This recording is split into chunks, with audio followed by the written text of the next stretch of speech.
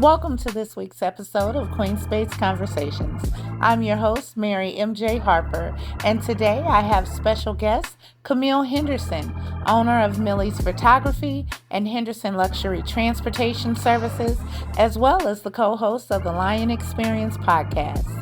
Tune in as we delve into the challenges of entrepreneurship, exploring topics like inconsistent income, managing customer complaints, and navigating the tough decisions that come with running a business. This conversation promises to provide valuable insights and inspiration for anyone on their entrepreneurial journey.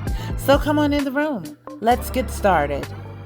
Welcome, ladies and gentlemen, to this Sunday's episode of Queen Space Conversations.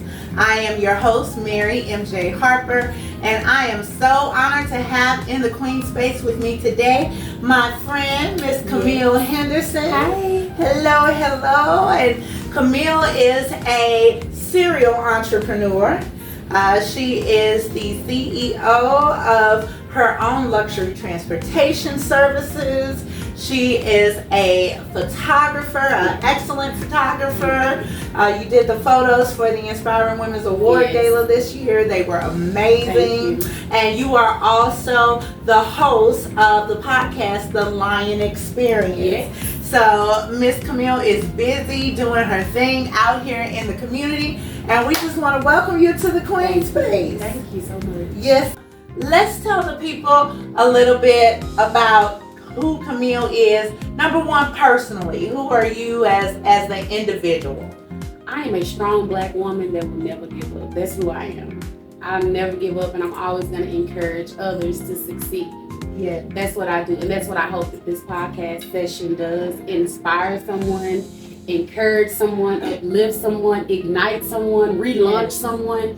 So that's all I want to do is just uplift, and I just keep passing out. And Blessings on blessings. That's how life is over ma'am. here. Yes. Yeah. And I love one thing that I love about you. Mm-hmm. You know, we're both plus size ladies. Yes, I am. You know, and beautiful at that. But one thing that has always stood out to me about you was when I look at your pictures and I look at your photos, you are so full of life. You are so well dressed and perfectly designed. So my question is, in these days, everybody got a stylist, you know, so do you style yourself? Do you have someone that, styles you? You want to know who styles me? Yes. The clearest rag.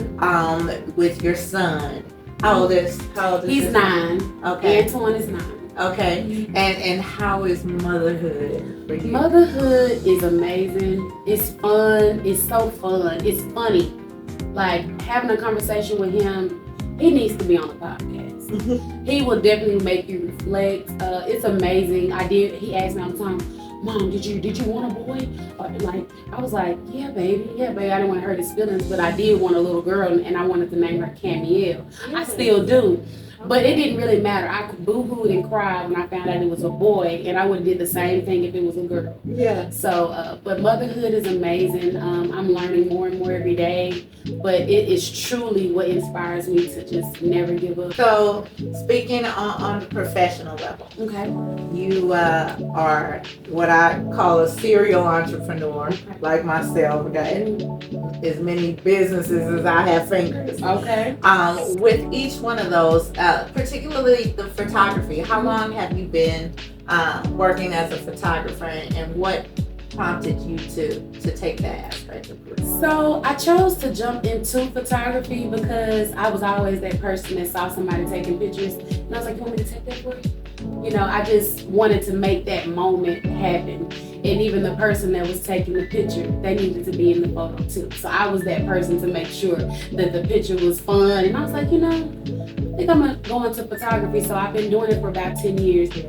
And I love that about your photos. Even when I was looking at the photos from the gala, you could you just seem to be able to catch those perfect moments that just exude energy. Yes. From whoever was in the picture. You just got those perfect candid moments, Thank you you. know. And I was like, man, these are, you know, I these appreciate are you. I really was hard on myself about that event. Yeah. It was something about the lighting. It was kind of moody in there, and if the lighting isn't right, it's not popping for me. Yeah. The pictures were good, but I like to be great. I like to be amazing, you know? Yeah. I told you at the beginning I'm gonna be very transparent because my goal is to help someone in real life.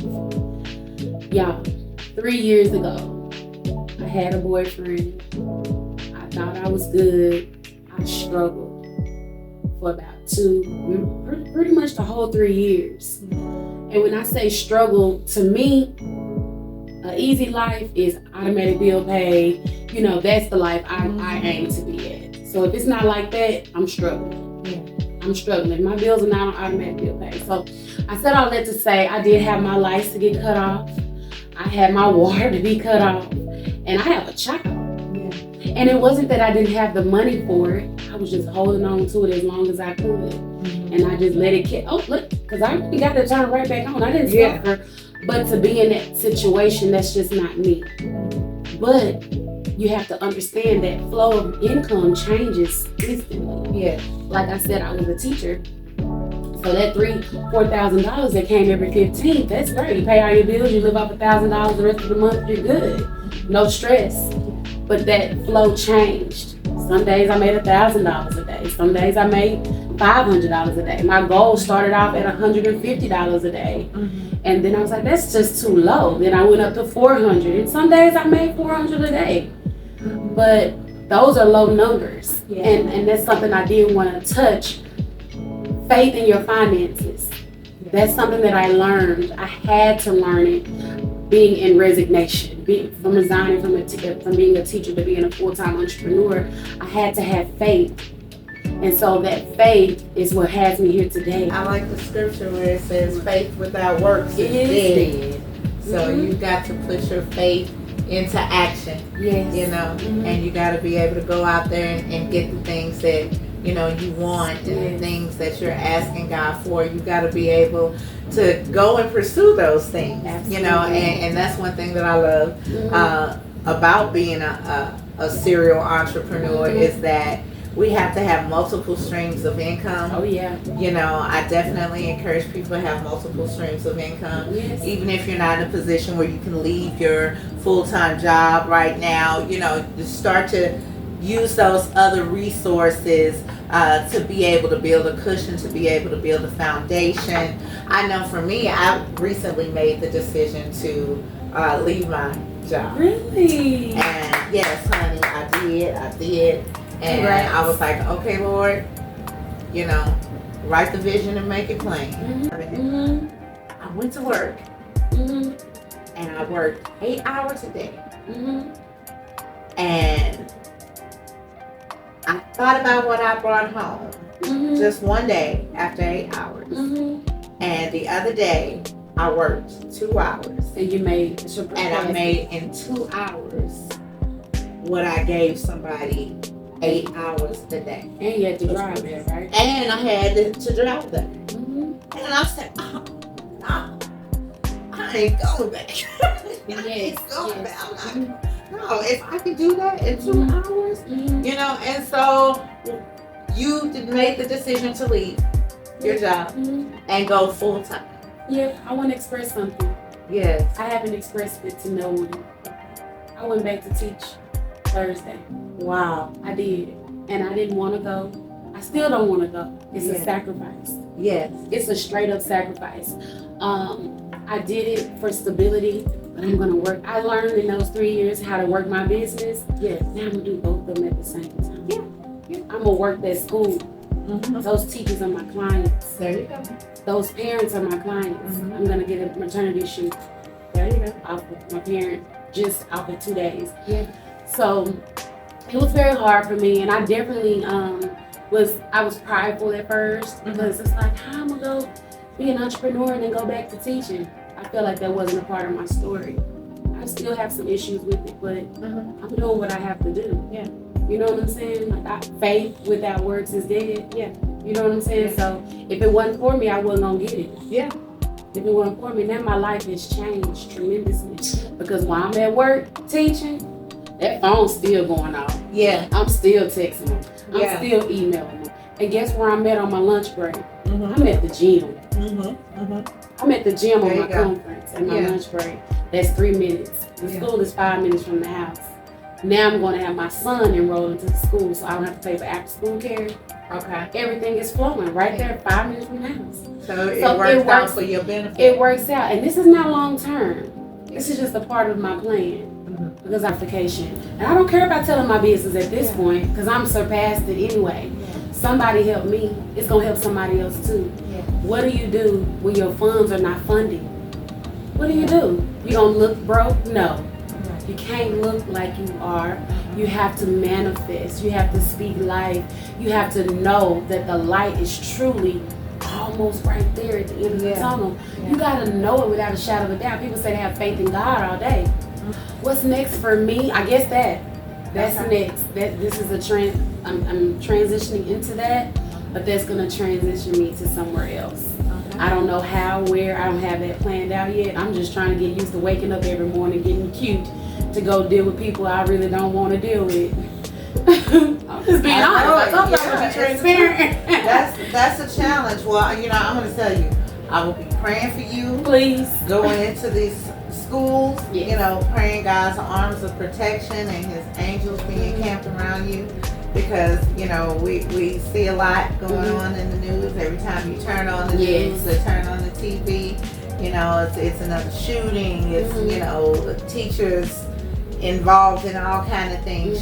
So I know that can be a challenging thing to deal with students and with parents. I did not prepare myself when I went back to teaching to go back and be a peer with a teacher that has the mindset that I had 3 years ago.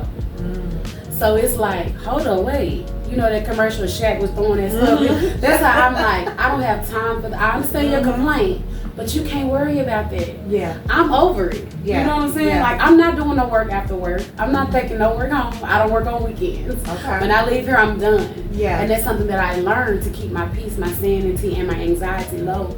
But they haven't learned it.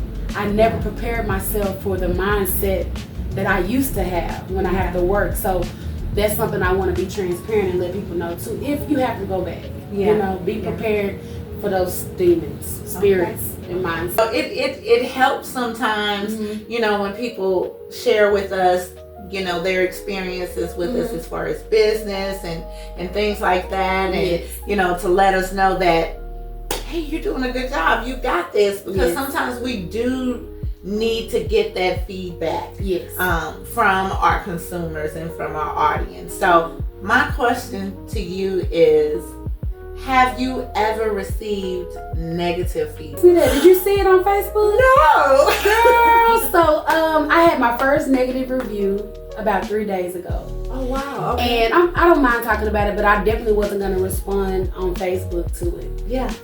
But as a business owner, and especially of 10 years, you run into different spirits, different personalities, different experiences and whatnot.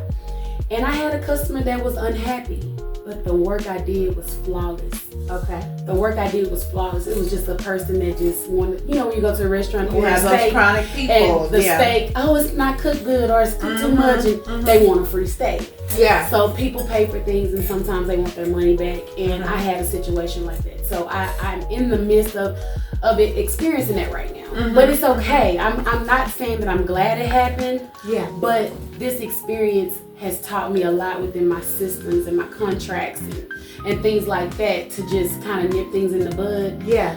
But it's not normal for me to get the negative. Thing that we, as entrepreneurs and business owners, at some time or another, we're going to have to, face negative criticisms or whatever. And when we do, it all helps to make us better. Absolutely. It helps to make us stronger. Even with, I love the fact that you stand behind your work, and you stand behind, the quality of work that you provided. And sometimes you just have to let the work that you do speak for you, because unfortunately we do have people out there, and this is without me hearing the complaint or anything, but sometimes you do have people out here that complain after the fact, because they done overbid their budget. After 3 bookings. Wow. after I served you 3-4 times, then you complain. Mm-hmm. So it happens. It definitely taught me a lot. What golden nuggets do you think you would take with you going forward from it? Not just major jobs, getting a contract, because normally I do like major events, especially weddings. Yeah. But even a little mini session, I'm gonna actually this week I'm gonna get figure out how I can partner up with DocuSign, because it's nothing like sending a contract. You copy, you scan it, and give it DocuSign. Let's go over the contract. I swear by it. Mm-hmm. Yeah. By DocuSign and PDF filler and all that stuff. Oh, yeah. Contracts are necessary. They are.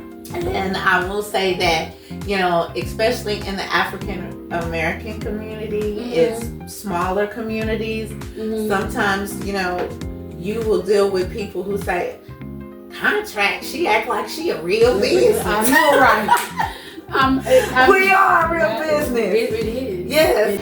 If So, you could share anything with the audience as far as entrepreneurs, what words of encouragement or advice would you leave with entrepreneurs, you must stay organized. You have to build a team, and you also have to spend money. Don't be afraid to spend the money. If your hand is like this, it will not be able to receive. Sow in good ground, spend in good ground. I promise it's going to come back.